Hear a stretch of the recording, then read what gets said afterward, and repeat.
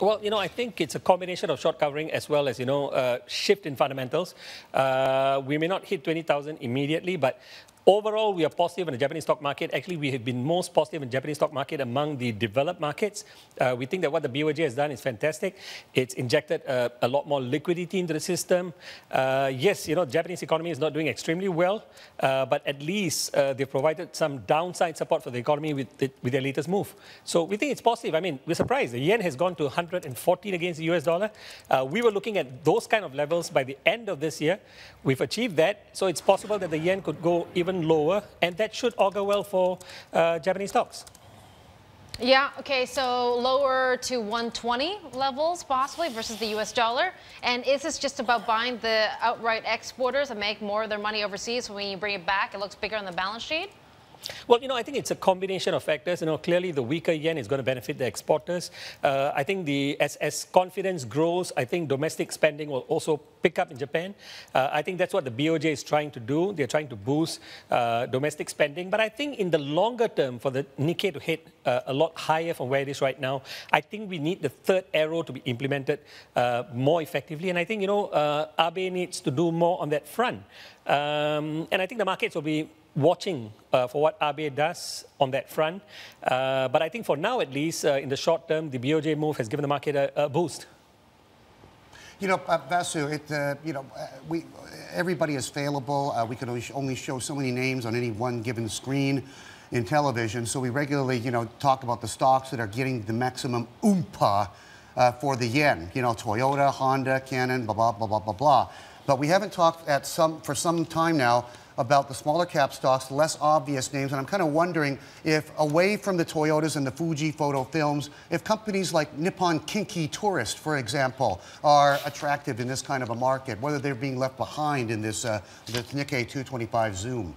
Well, Bernie, I don't cover the Japanese small cap stocks in any kind of detail, but I can tell you this, that speaking to the fund managers, I get the view that, that is a segment of the market that's been ignored. That's a segment of the market where they see the opportunities. Everyone is focused very much on the weaker yen and how that's impacting the exporters. But I think you're right. I mean, as, the exporters do well, as corporate Japan does well, as wages go up in Japan, I think that's quite critical. Wages go up, inflation picks up in Japan.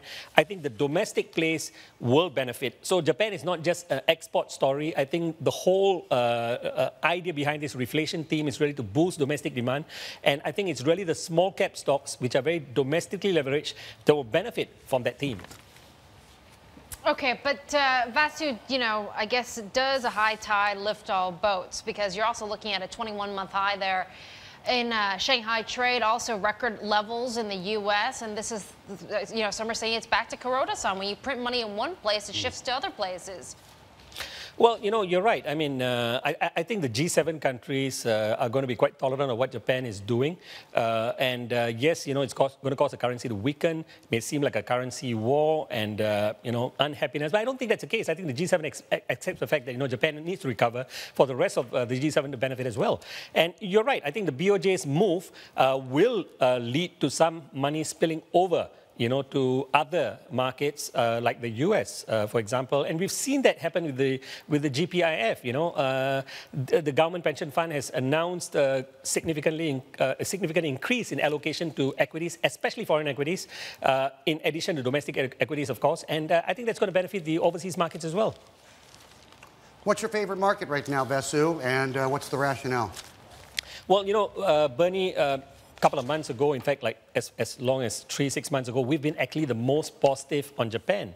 And I think we are starting to be proven right. I think we also like the US stock market. We think that the US stock market is a multi-year story. No doubt it's at a record high. But remember, earnings have also picked up, and so the price to earnings ratios, while they're not as cheap as they were, are not expensive at this juncture. And the US economy is picking up quite nicely. You see a big divergence between the US economy and the rest of the developed markets. And we think the US is a multi-year story with the shale boom and the pickup in corporate profits. I think it's a multi-year story. So the US stock market, we think, has more upside. And the stronger dollar is going to make the US market even more appealing, not just to local US institutions, but also to foreign fund managers looking for better returns.